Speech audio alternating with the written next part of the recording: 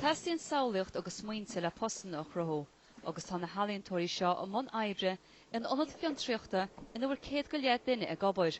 Fuair láthar sa tír seo, tá 155 míle duine díostaithe.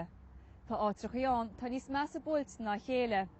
An seo ar an Malabán an gáile mar hampla, tá 46% gon phobal díostaithe, sinna chéad a thuaire an meán náisiúnta.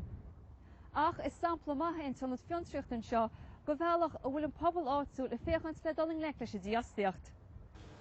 Cé go bhfuiltí an dheacrachtaí an ionad fiontraíochta in seo rah cruinniú an léinmh idir an taoiseach airí réaltais agus príomh-aidhmeanna na bríomh-áisiúnachtaí Stáit. Deir siad go bhí fírinne an scéal go leor dheacrachtaí ag fiontraíthe agus comhlachtaí beaga. Tá seafiíarcha fil lena bhí ag daoine tá an gó. Go heirí i geirí dhéasatí as takeadéil an na bancanna. Tá sé scanan an a tarlú na bancanna. Feicim sa gnóí beaga an seáile is a gargus a gandáid a tá fellhis. Tá sé tartaí na bancanna mar na bancanna chur an na seirbhísí creidmheas fháil. Ach ag presócáid inmh deir an tánaiste go bhfuiltar ag tíú ar an bhaib.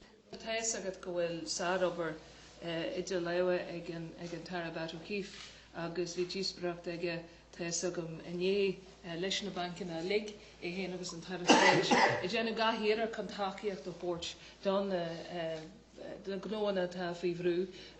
Deir an taoiseach go bhfuil an rialtas dírithe ar fostanna a chruthú, agus níorghlach sé beagna mór le cána an dreasúra nach bhfuil éon bhartas fhostaíochta curtha I bhaim. Nuacht TG4, Nuacht TG4.